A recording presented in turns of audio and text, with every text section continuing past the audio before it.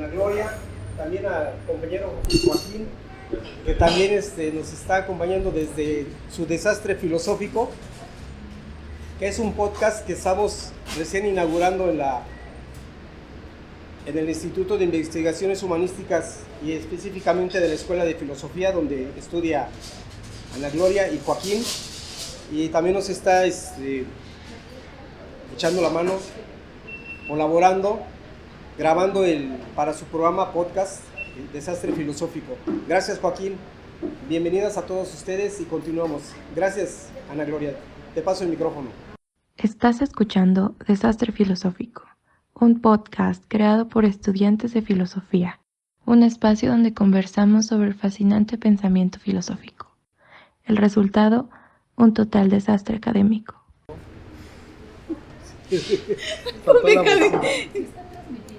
Sí, pero por Zoom, no por... Es que yo diría prioridad a los que estamos presentes. Bueno, ya habló ella, okay. Ya la sesión ya tarda en cerrarse. Agradecerles la presencia a ella y retomarla con los que están aquí presentes. ¿Sí? A ver, esta dinámica, participamos, ya nos oímos. Okay. Sí, gracias. Les agradecemos mucho a ambas por estar presentes. Vamos, ya no tarda en cerrar la sesión, entonces pues les agradecemos mucho que estén presentes. Hemos tenido problemas con el audio, pero sí te escuchamos. ¿Va? Pero se notó la participación. Sí, gracias. Gracias. Si quieres, la que sigue. Sigue esta Grace. Bueno, ella está con nosotros presente. Es una disculpa. Después de las fallas técnicas que nunca faltan en este tipo de presentaciones. Sí, una disculpa la verdad porque pues... No, para ellas. Ahora ya. Sí. Sí. Una disculpa a las presentes porque una es la premura, que no debería de ser así, la falta de organización también por muchas cosas, y retomándolo, ya que estamos aquí presentes, pues lo ideal hubiese sido que todas estuvieran aquí, no están por cuestiones personales, pero les pido un fuerte aplauso para Grace Moreno Mendoza, que ella sí se encuentra con nosotros. Ella es escritora, emprendedora y empresaria. Entonces, adelante, si nos puedes apoyar con tu...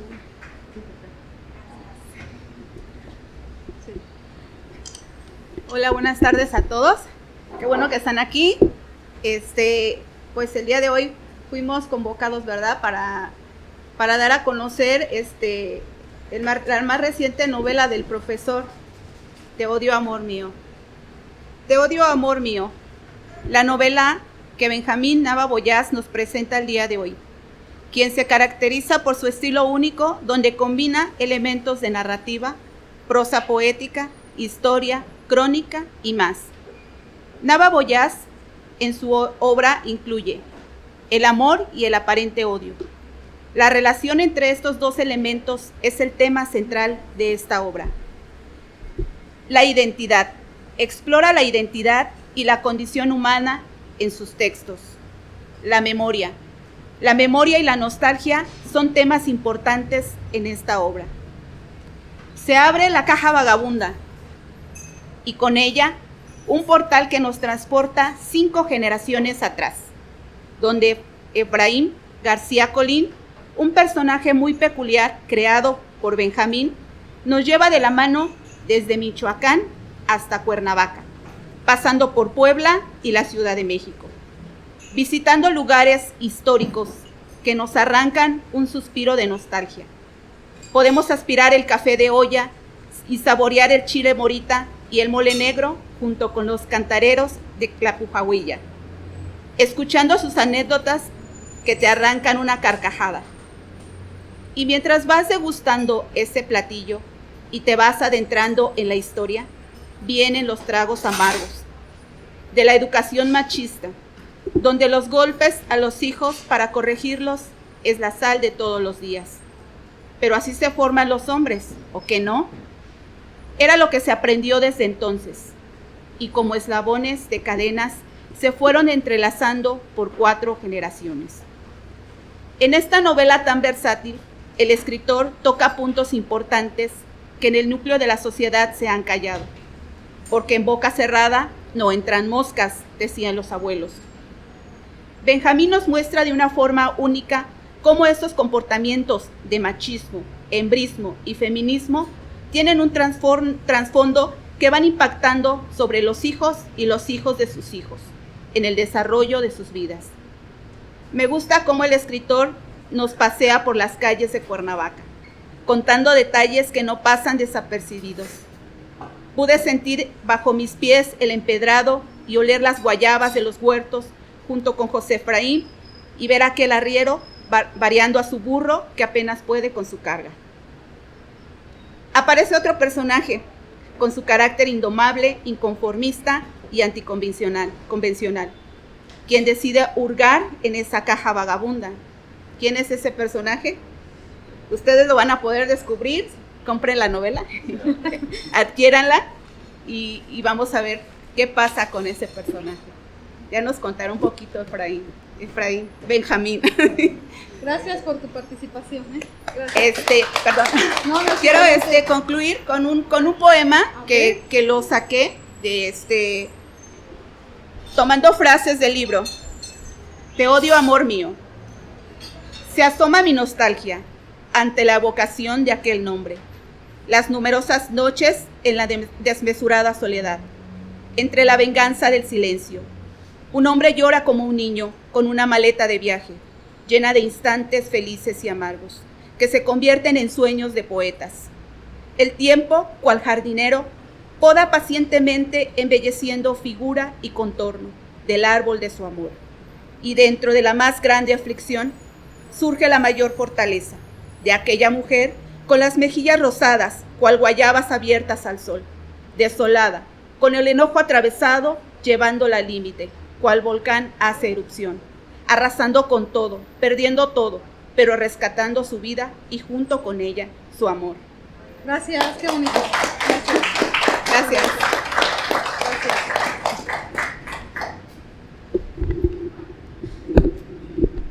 Bueno, también yo presenté obviamente, ¿verdad? Yo lo que quiero agradecer también la confianza con Benjamín, y una de las cosas que me llamó la atención acerca del libro es que muchas veces la palabra género pensamos que está dividida o peleada entre el hombre y la mujer, ¿no? Entonces, una de las cosas que a mí me llamó la atención es que muchas veces cuando un hombre sufre violencia, creo que es el que menos levanta la mano y lo dice, ¿no?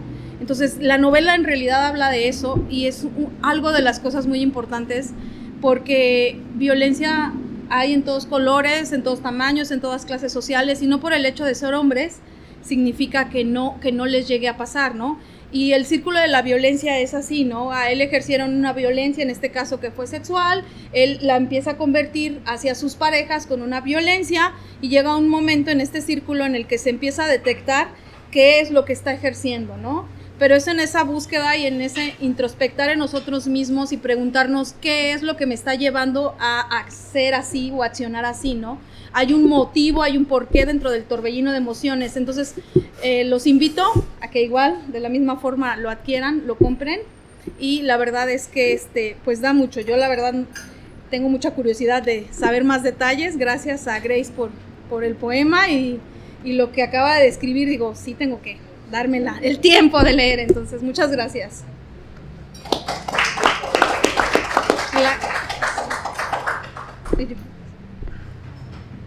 Bueno, también nos acompaña Joaquín Caballar. Él es economista, estudiante de filosofía, docente, creador de contenido y podcaster de Desastre Filosófico. Muchas gracias. Saludarlos a todos. Es un placer que estemos todos aquí acompañando al maestro Benjamín en su nuevo libro. Felicitarlo. Es un trabajo difícil, intelectual, que requiere bastante trabajo y que nos comparte, ¿no? Desde sus enseñanzas, desde su conocimiento, nos comparte en esta novela un fenómeno social y personal muy relevante hoy en día, ¿no? Que son las relaciones, el amor y sobre todo aspectos de la violencia. Preguntarnos por qué existe, ¿no?, tanta violencia exacerbada en nuestra sociedad. Entonces yo creo que ya nos contará el maestro Benjamín el porqué de esta violencia, por qué no logramos relacionarnos entre todos de mejor manera, ¿no? desde entendernos de la empatía, que somos individuos, personas con miedos, con sueños, y a pesar de los traumas, como en este caso que tuvo el personaje, pues irlo resolviendo y evitar conflictuar a las demás personas, ¿no? Porque vamos por la vida con nuestros traumas y estamos haciendo daño, ¿no?, a los que nos rodean. Entonces es importante ahí detectar y preguntarnos qué hacer con esas dificultades sociales o nuestro pasado, ¿no? Las condiciones históricas también, cómo afectan nuestra persona y cómo nos relacionamos. Quien no se ama a sí mismo no puede amar a alguien más. Si no estás bien contigo mismo, ¿cómo te puedes relacionar con los demás? Entonces, primero, trabajar en nosotros mismos, diría yo, para después entonces sí, ese regalo de relacionarnos, porque somos seres sociales, ¿no? Siempre estamos compartiendo espacios, este es el ejemplo, desde nuestras actitudes, cómo nos comportamos, y el regalo es hacia nosotros. Si compartimos mejor y nos desenvolvemos mejor en la sociedad, pues nos llevamos mejor, convivimos mejor, y la verdad que todos nos beneficiamos de eso y disminuye la violencia, ¿no? Muy interesante la novela. Yo lo que puedo rescatar en este primer comentario es esto y muchas preguntas al maestro Benjamín que ojalá nos pueda compartir y clarificar ahorita, y también preguntarle si en qué partes de la novela se ve reflejado él mismo, ¿no? Pues le cedo la palabra al maestro que nos comparta un poco de su gran trabajo. Gracias. Comentario. Una pequeña pausa, perdón, Sí, antes adelante. de, no, Adelante. antes de, se me hace justo presentarlo para los que no tengan el conocimiento de quién es él, o sea, porque digo el maestro, pero quién es, ¿no? Es Benjamín Nava Boyás, periodista, editor y escritor. Te odio, amor mío, es la tercera novela del autor, precedida por Desterrados Errantes del 2013, Las batallas de Micael del 2023, además de varios tomos de cuentos, ensayo, crónica y reportaje. Eso soy yo. Sí, adelante, entonces los dejamos con el maestro que nos haga favor de... ¿Por dónde iba el comentario de Joaquín? ¿Dónde se refleja en todo el libro? En las 3 novelas que están ahí. No, lo que pasa ya en serio es que todo escrito que se haga es autobiográfico. Si lo queremos disfrazar como autoras o autor, le cambiamos los nombres a los personajes reales de la vida real de los que tomamos, que ya eso lo hemos visto en clases, si ya lo captan. Pero en público en general, toda obra es autobiográfica. Tengo la boca seca. Una escritora, un escritor, no es producto de su imaginación, ni de sus alucines, ni de su neurosis. Es producto de su época, de esta época que estamos viviendo. Y esta época es una de violencia en todos los sentidos, no solo contra las mujeres, que es lo más lamentable que puede haber, pero hay violencia política, violencia social, violencia económica. El título del libro hace alusión a una contradicción humana. No nada más los escritores somos humanos, también los lectores y las lectoras. ¿Por qué dice el título Te odio, amor mío? Hay una parte de la novela que dice un concepto que yo tengo muy metido, que es el amor-odio. ¿Cómo se puede amar y odiar a la misma persona, a una persona al mismo tiempo? De acuerdo a la experiencia de los personajes, de los protagonistas, la vida subconsciente o inconsciente que todos cargamos, los recuerdos no patentes, por decirlo así, los traumas postraumáticos, los hechos postraumáticos, se quedan grabados en nuestro inconsciente y se convierten en condicionantes. Que nosotros creemos que tenemos un libre albedrío, que escogemos nuestro destino, que yo soy como quiero y soy libre, y no es cierto. En realidad todos somos esclavos y esclavas de esos condicionamientos escondidos en nuestra psique, en nuestra memoria y en nuestra alma. Al decir psique decimos alma. Y al enamorarnos, es un sentimiento nada más romántico, pasajero, porque lo hemos dicho en otras ocasiones. El amor es una decisión diaria, el amor es una energía. Si no tengo yo esa energía, si no me apodero yo mismo de esa energía, queriéndome a mí mismo, puedo ser capaz, de acuerdo a mis mecanismos inconscientes, de maltratar a la persona que más amo.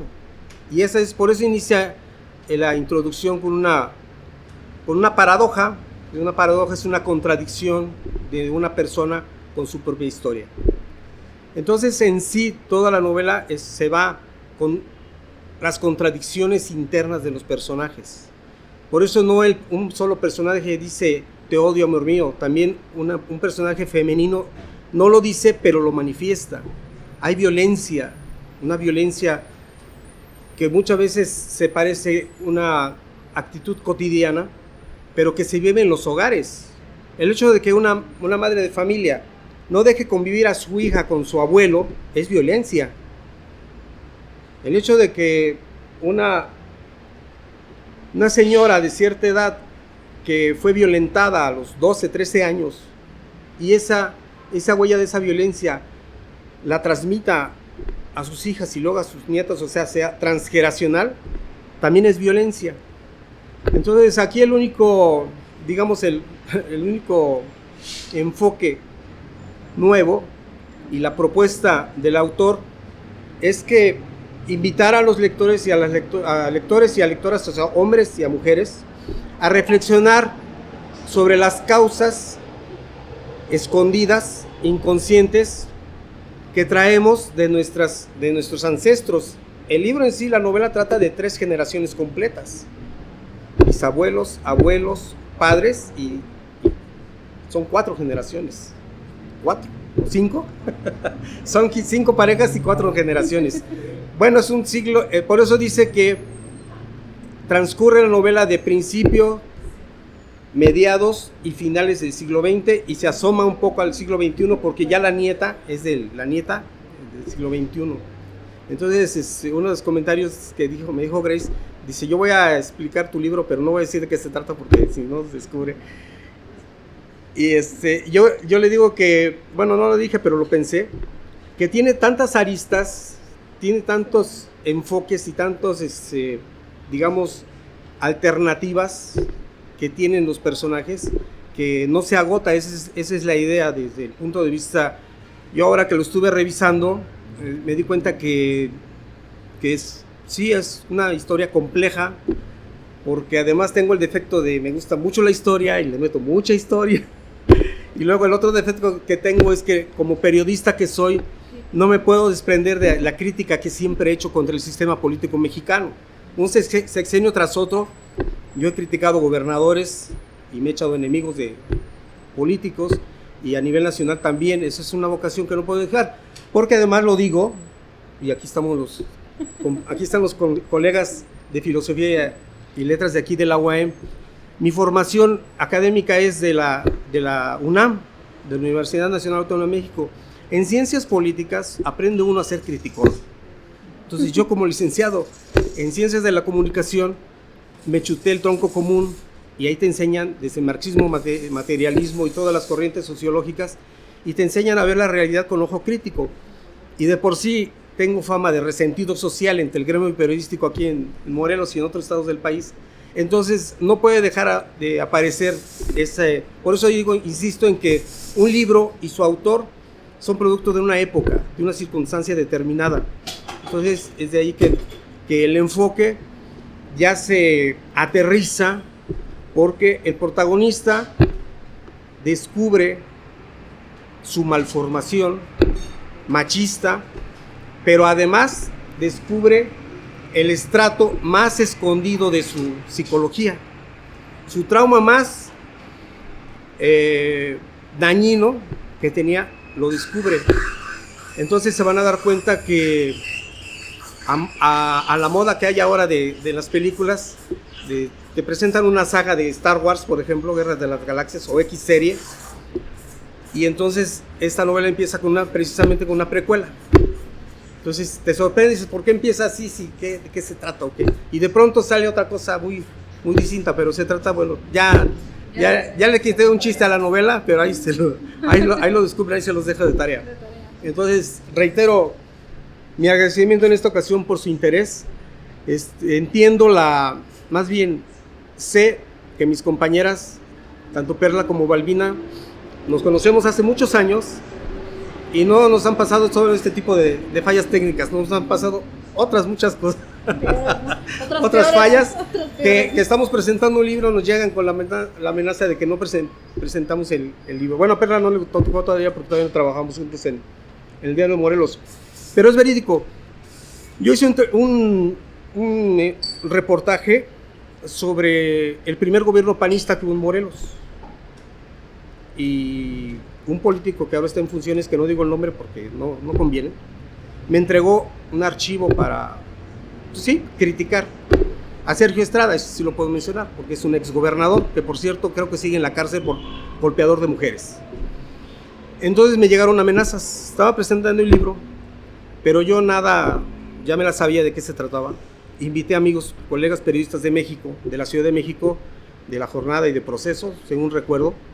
Entonces uno se abarra el dedo, uno sabe con quién está tratando. Entonces, de este tipo de situaciones de fallas técnicas es peccata minuta, porque los periodistas y escritores que nos arriesgamos a decir lo que pensamos, estamos expuestos a eso. Afortunadamente ustedes como público no tienen ningún peligro, esta novela es pura ficción, así es que no hay nada solo hay unos pequeños... ¿De qué preocuparse? No hay de qué preocuparse porque nada más es además todos los nombres de los políticos y de los partidos están cambiados también, es que no hay ningún problema. Estoy a sus órdenes, les reitero mi agradecimiento. Si tienen alguna pregunta, los entiendo si no tienen ninguna pregunta porque no han leído el libro, pero entonces la invitación es esa precisamente, a reflexionar sobre el planteamiento que hace esta novela. Es de ustedes. A ver, Joaquín. Ana, ¿alguna pregunta que le quieras decir al maestro del libro? Estamos en Desastre Filosófico. Estamos ya. Entrando al tema del texto. Pues que me diga la duda que yo iba a investigar y que ya no terminé investigando de dónde proviene odio. ¿De dónde proviene? Ajá, ¿sabes? De ¿Odio? latín. La etimología. La etimología de... No, a ver. No la tengo yo, pensé que tú la tenías. Búscala. No, a ver, búscala, por cierto. La etimología de... A ver, compañeras, ¿qué nos ayuda a buscar? La etimología de odio. ¿De odio? De odio, ¿tú la sabes? No sé. Yo nunca he odiado, Es lo ¿no? bueno que no se nos quita Jamás odio. Es una palabra muy fuerte, ¿no? Odio. Bueno, en lo que investigan, lo que podemos hacer, si está de acuerdo maestro, es indagar sobre uno de los aspectos fundamentales de su obra, pues queremos una muestra de un poco de las conversaciones que hacemos sobre el machismo, ¿no? Como generador de violencia, si sigue afectando o no, si hemos reducido o qué tanto hemos avanzado en ese aspecto. O sea, como vean ese tema en la sí, mesa. Claro. Hasta le dio sed al Ya maestro. se fue. Fuga, ¿no? Ya la encontré, mira. A ver, odio proviene del latín odium, que significa antipatía O o aversión. O sea, alguien o algo. Sí, creo que habría dicho creo el maestro que lo contrario del amor es el desinterés, ¿no? Algo así. No, que lo contrario del amor no es el odio. Ajá. ¿Qué es? La indiferencia. La indiferencia. Sí, ¿eh? La indiferencia. También.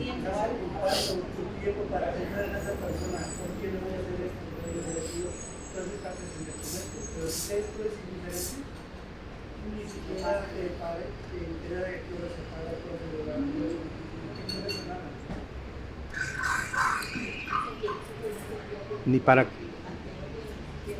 ¿Y qué fue finalmente el odio? ¿Qué fue finalmente el odio? ¿La etimología?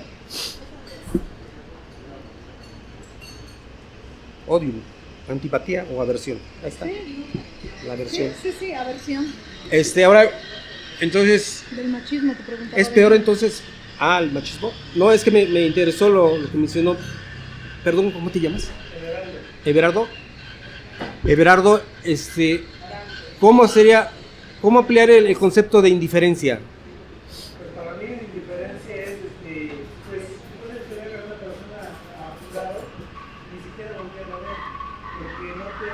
llama la atención, no te interesa. Así la otra persona dice para acá, como después son miles de cosas para llamar la atención, pues tú sigues tu vida normal, como si no existiera. También es violencia, ¿no? Sí, según el aire. Es que depende. O sea, si tú lo haces conscientemente, sí es violencia. Pero si tú lo haces inconscientemente, tú estás entrado en tu mundo. Cuando tú haces un daño sabiendo que estás dañando a otra persona, tú estás ejerciendo violencia. Pero si tú no estás consciente de que estás lastimando a alguien, lo que tú estás haciendo, pues no pasa absolutamente nada. Claro, si hay un contacto físico, si hay una agresión, entonces sí es algo personal. Ese matiz. Exacto, lo que pasa es que entonces hay diferentes grados para llegar al odio, o sea, para la aversión, de acuerdo a la significado etimológico, se empieza precisamente por la indiferencia. Es que es como una escalerita. Hay un violentómetro que la indiferencia es violencia, o sea, no hacerte caso, habla con mi mano, porque habla con mi mano, y si no hablas con mi mano, pues te doy una cachetada, o sea, sigue avanzando, pero yo considero que a mi modo de ver, indiferencia sí es una forma de violencia, es ignorar a una persona, y si la persona que recibe esa indiferencia no protesta, entonces está permitiendo que la violenten, porque ignorar es una violencia, no estar al pendiente de, oye, que se descompuso el coche y me dejaste y no entran las llamadas, ni los WhatsApp, ni nada. Ah, es que lo traía apagado. Eso también es violencia y es una indiferencia. Bueno, como puede haber tantos, ¿no? Ejemplos, ¿no? Pero te agradecemos la participación a muchos ejemplos. ¿Qué más entonces dijeron? Muy rápidamente sobre el machismo, comentar. Eso. Por definición, y yo que soy responsable de la unidad de masculinidades del Instituto de la Mujer, el machismo es un estereotipo y el estereotipo es un mal modelo. El mal modelo que yo recibí en lo personal lo recibí de mi padre, y mi padre a su vez lo recibió de su abuelo, y el abuelo de mi padre lo recibió de su padre, y de ahí nos vamos hasta la conquista prácticamente. No, porque los aztecas no eran machistas, no eran machistas, eran guerreros, pero no eran. Como tal, el machismo viene de la cultura judeocristiana. Los judíos son machistas y misóginos porque no le daban calidad de ciudadanía a las mujeres, igual que los griegos, igual que Aristóteles, igual que los sabios filósofos de Grecia. Los presocráticos, ¿no? Por eso es una de las rebeldías de las muchas que tuvo el profeta Jesucristo. Porque el incorporar la primera discípula que fue María Magdalena fue un escándalo para el Sanedrín del templo de Jerusalén. Entonces, ese machismo, los árabes son menos machos que los españoles, que los judíos. Entonces, ese machismo judío mozárabe se va a España, y en España se recrudece con la corrupción que todos sabemos que había en España desde la Edad Media. Viene la conquista, aunque empezaba la edad del renacimiento cultural y artístico de Europa, pero los españoles llegan como bárbaros aquí, y lo primero que ponen es la cruz, pero con la espada, en la espada.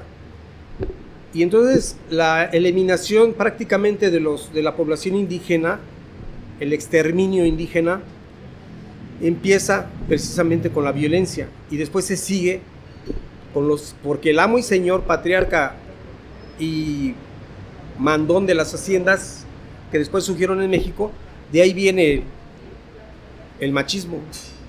Entonces el machismo es un mestizaje judío español que llegó a México, y de ahí se siguió para real, y históricamente podemos decir que continuó hasta... Que continúa, ¿no? Continúa, ya no tanto, porque es otro aspecto, que más bien se reforzó en la Revolución Mexicana, también.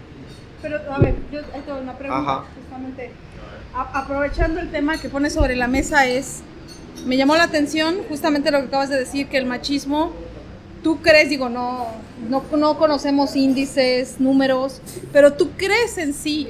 Y se lo pregunto también a los que están aquí presentes, ¿que el machismo ha descendido actualmente?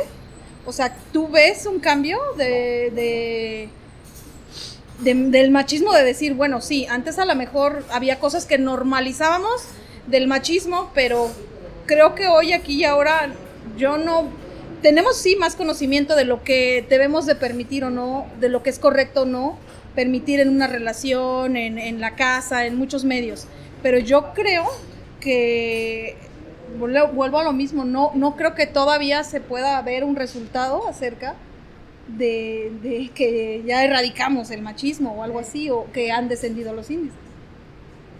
Respecto a eso, yo considero que ya se ve socialmente mal ser macho. Ya se ve uno mal. Si uno en una reunión familiar o una reunión social uno dice, no, es que mi vieja esto, el que dice ahora vieja, tache. O esas viejas, se refiere uno, eso ya es violencia verbal. Sí. Y no es que esté de moda no ser macho. Simplemente la condición de igualdad que debemos tener hombres y mujeres pasa por precisamente el lenguaje. En un ensayo que yo tengo que se llama Del machismo a la masculinidad, parto de la idea de que hay frases machistas como la de amarren a su gallina porque mi gallo anda suelto, que todavía opera. Mira, y hasta se ríe porque sí es cierto. Sí es cierto. Yo tengo mi gallo todavía. El principal culpable de que exista el machismo en sí son las mujeres. Ándale, Dios. Porque en una familia quien educa a los hijos son las mamás. Entonces, si la mamá permite que ese tipo de actitudes se están tomando, ella es la que está permitiendo eso. Ahora, yo estaba pensando en lo que estaban diciendo de cómo se hablan las personas. Las mujeres tienen un sexto sentido. Las mujeres saben escuchar la prosodia, no lo que se dice, sino en el tono en que lo dices. Puedes decirle, por ejemplo, cuando vas a decir vieja, pero eso sí es con cariño, sí es despótico. Entonces, la palabra no es lo que se dice, sino la prosodia con lo que se dice. La intención. Ahora voy a decir algo también, en términos de machismo no se puede medir, claro. Que ya socialmente pero paradójicamente también el feminicidio, los casos de feminicidio lamentablemente en Morelos y en todo el país han aumentado. Claro. ¿Qué quiere decir esto? Que en las autoridades del sector judicial prevalece la impunidad. Muchos feminicidios en Morelos y en México no están aclarados. Y eso es porque prevalece el machismo en los sectores de impartición de justicia. Prevalece el machismo en los sectores de impartición de justicia porque hay funcionarios que todavía no les cae el 20 de lo que es la igualdad y la equidad de género. Funcionarios públicos que cobran del erario público siguen siendo machistas. Políticos que todavía tienen desplantes de machismo. Entonces, creo que rescatable de difundir y promover la equidad de género y la igualdad entre hombres y mujeres es hacerlo en lo personal. Cada uno de nosotros somos una trinchera en nuestro hogar, en nuestro ámbito familiar, o sea, toda nuestra familia extendida, en mi ambiente de trabajo, en los lugares públicos donde yo estoy, yo no ejerzo machismo. Yo estoy consciente de mi machismo, o sea, me refiero a Benjamín Nava, sí estoy consciente. Y se los he dicho a las compañeras, sí, si se dan cuenta, yo sigo siendo mandón, neurótico, y me excuso diciendo que soy neurótico, pero en realidad los desplantes de machismo sí prevalecen, porque es complicado. De lo que se trata no es de erradicarlo así de raíz 100%, sino más bien estar conscientes de que esa es mi malformación y que de vez en cuando aflora. No, pues sí, ya, pero ahora ya me doy cuenta que sí metí la pata, ¿no? No sé si quede contestada tu pregunta. Tocante a lo que expuso, yo difiero, porque, por ejemplo, para mí la palabra culpa, no la ocupo tan fácilmente. Yo creo que más allá de culpa es hacernos responsables de lo que nos corresponde. ¿A qué voy? En que no se trata, yo creo que desde ahí parte, te escuché y haz de cuenta que a mi mente me vinieron las feministas radicales cuando dicen los hombres, ¿no? Entonces, de repente no se trata de eso, no es una pelea entre quién tiene culpa, ¿no? De que el machismo lo tienen culpa las mujeres. Yo creo que no se trata de buscar culpables, sino de hacerse responsables socialmente de lo que nos corresponde, porque socialmente a veces estamos en un núcleo incluso religioso, como justamente lo que tú hablabas del judaísmo, en un grupo religioso en donde nosotros como externos podemos ver que se ejerce machismo, pero para ellos no es así, para ellos es una normalidad. Podemos ver muchísimos modos de relacionarse en familias y nosotros podemos verlos de afuera y decir, es que sí, eso es machismo y los culpables y demás, pero tal vez en ellos radica la normalidad. Yo creo que no se trata de buscar un culpable, sino de buscar en la raíz y hacerse, justamente lo que decías, hacerse responsables, y que si yo quiero generar un cambio, ya sea mujer, ya sea hombre, lo haga desde mí, ¿no? Porque muchas veces, como dicen, el cambio empieza en ti. Muchas veces es que yo quiero que el otro cambie, pero si tú cambias, yo creo que entonces se da eso, ¿no? Entonces, me parece que iba a opinar algo. Sí, levantó la mano. Sí, adelante. Por favor. Sí, sí, claro. ¿Cuál es su nombre, Xochitl? Mi nombre es Víctor Manuel y vengo en compañía de mi tía María Luisa. He escuchado algunos de los comentarios que ustedes han hecho notar en su tema, pero se han olvidado de lo más importante, que es la actitud, a diferencia de la aptitud, que es eso llega en el nido de tu hogar, cómo te desarrollan, cómo te hacen crecer en la vida, ¿verdad? Para poder tener esa facilidad de hablar y expresar lo que sientes como persona o como ser humano. Entonces yo creo que independientemente del machismo o de ese tipo de situaciones que mencionan, debemos de pensar en cómo actuamos y cómo nos referimos hacia los demás. Ese era lo único que yo quería agregar, que se les está escapando esa parte, porque la actitud es la más importante en la vida. Unido a eso, la aptitud.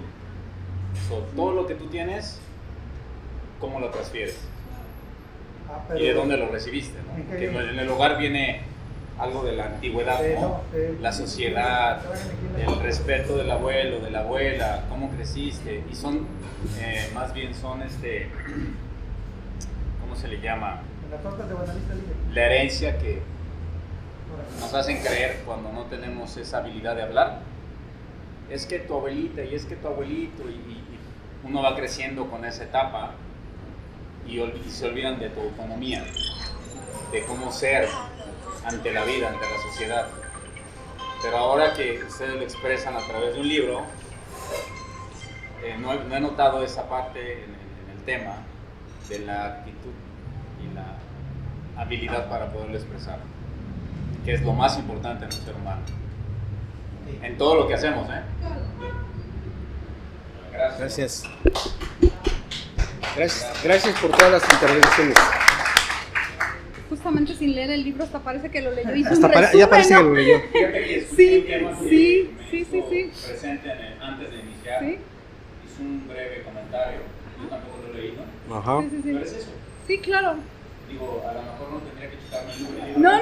No, pero me encantó, ¿sabes qué? Me encantó esa parte, justamente esa parte que tú dices, justamente es lo que se refleja aquí, porque si se dan cuenta, lo poco que yo les presenté es como un abuso, es eso justamente lo que acabas de decir, cómo se va perpetuando, cómo va pasando de generación y cómo hasta que nuestro personaje principal no se hace consciente, sigue justo lo que decías, haciéndolo repetitivo, porque viene desde el seno, porque sí, exactamente, viene repetitivamente, ¿no? Entonces, no sé si quieres agregar. No, pues Sí, claro, De la cultura que le Claro. de hecho desarrollar a tu familia para Claro. seguir las creencias o sí, iniciar romperlas. tus propias creencias, Sí, tus propias habilidades, claro, tu crecimiento, tu desarrollo.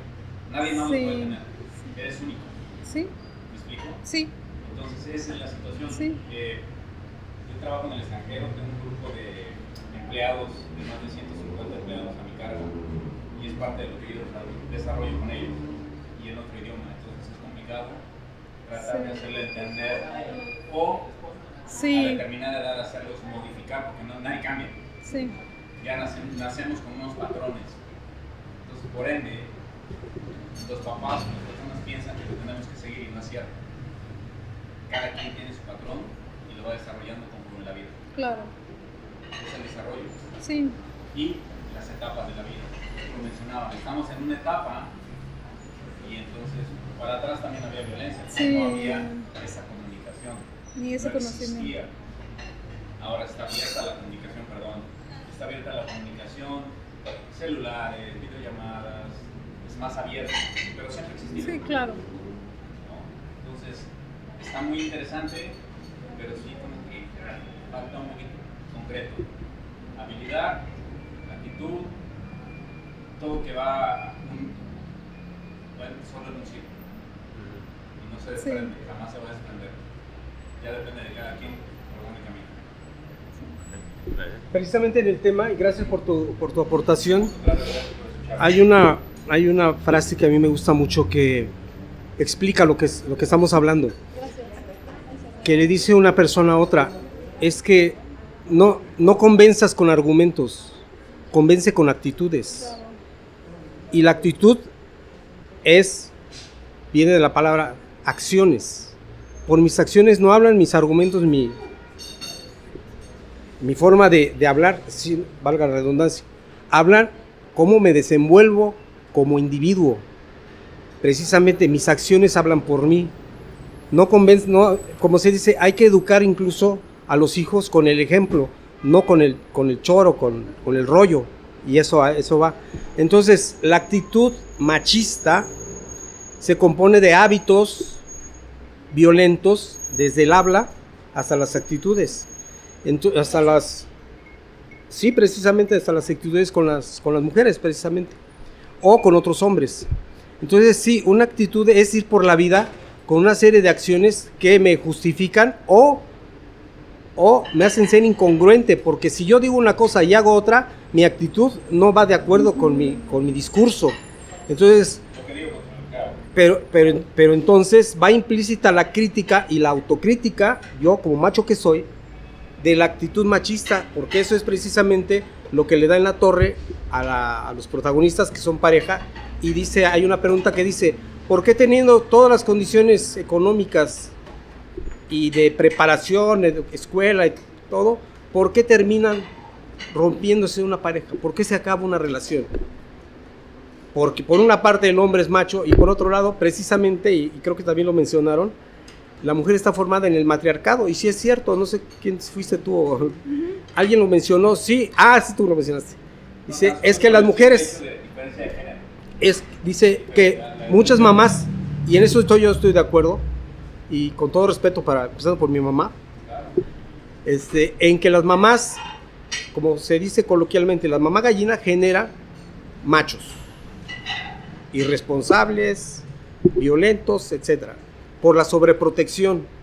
Entonces, como lo digo en la presentación del libro, la novela no busca ni inocentes ni culpables, busca que reflexionemos precisamente sobre cómo nos desenvolvemos, cómo actuamos en nuestros ámbitos familiares y sociales, ¿no? Y sí, pero sí es una crítica hacia nuestras actitudes como hombres y como mujeres también. Es que ese es el significado del machismo. Actitud y actitud. Sí. Ese es el significado real. Ok, muy bien, pues vamos a ir cerrando. No sé si quiere alguien más comentar. Dejaron ese punto. Yo cuestionaría y les preguntaría si están de acuerdo en que si las mujeres generan machismo de sus hijos, si nos puedan dar una opinión respecto. ¿Todos están de acuerdo o no en esa parte que ahorita se comentó? ¿De qué? Sheila quiere participar. Sheila quiere hablar. Sheila. ¿Está de acuerdo en eso? Que no estaba de acuerdo. María Luisa. Tengo ya mis amigos que he visto como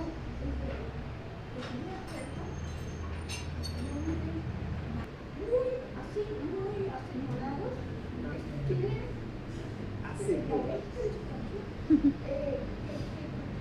bajan, que vean a los chicos, que vayan a trabajar y que, ay, como Bartola, ¿no? Ni más ni menos que así. Sí es. Desde la cultura popular. Pero de ver cómo los hombres, así que aún vean a su madre, vivir en la pobreza, vivir con tantas limitaciones, vivir en una casa que casi se les cae y que no hagan nada, se pongan de cruz de brazos cruzados para ayudar a su madre. Eso a mí me desespera y me siento impotente. No sé cómo proyectar mi conformidad y es a través de la escritura. Aquí nos lleva Benjamín de la mano para poder expresar lo que sentimos, expresar lo que vivimos y expresar en un momento dado cómo podemos solucionar esa situación. Gracias. ¡Bravo! Gracias. A mí me gustaría agradecer la intervención mucho de María Luisa porque estamos... Esta es la contraparte, ¿no? Sí, estamos en el grupo de escritura del Instituto de la Mujer y María Luisa es una de las personas junto con Ceci de mayor edad. Bueno, teníamos otra compañera que no ha podido estar, pero yo siempre he dicho, el plus lo dan ustedes, porque ustedes vienen de una época y de una generación en la cual había muchas cosas, o sea, ellas, yo siempre he dicho, son ustedes, la joya de la corona son ustedes, porque ustedes vienen de una época, crecieron en una época, vienen en una época, y hoy a pesar de su edad, que no es un impedimento, yo siempre he dicho, ustedes son el ejemplo tan grande de que no existe, la edad no es un límite. ¿Por qué? Porque ellas están en una edad, ya escribieron, han estado escribiendo con nosotros y siguen escribiendo y no es un impedimento el decir ya llegué a cierta edad, ya estoy en cierta edad, ya no puedo contar mi historia, ya no puedo decir mi historia. Entonces la verdad es que yo a las dos que ya llegó Ceci, pues sí les quiero pedir un fuerte abrazo porque son, la verdad, un aplauso y un abrazo. ¡Bravo! Sí, gracias. Sí, gracias. Sí, muchas gracias. La verdad es que muchas gracias por haber venido también y sé que eso es algo que no se puede pagar, o sea, no hay manera, la verdad. Gracias por estar aquí ustedes dos. ¿Algún comentario más que quieran hacer?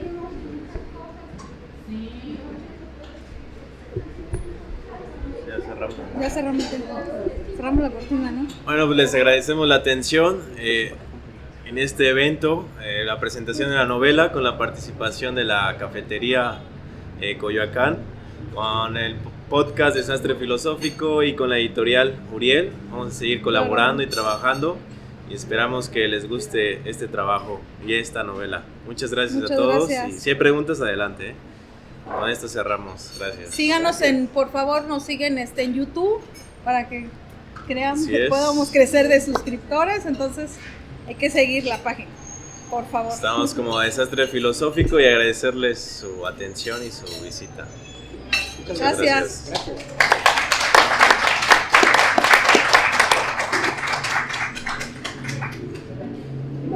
Unas palabras finales, maestro. No, que ya hemos terminado. No, las palabras finales son siempre el agradecimiento, porque es no solo su presencia aquí, sino su trabajo en el taller que tenemos. La verdad para mí es una auténtica escuela para conocerme como en mi desempeño con las mujeres.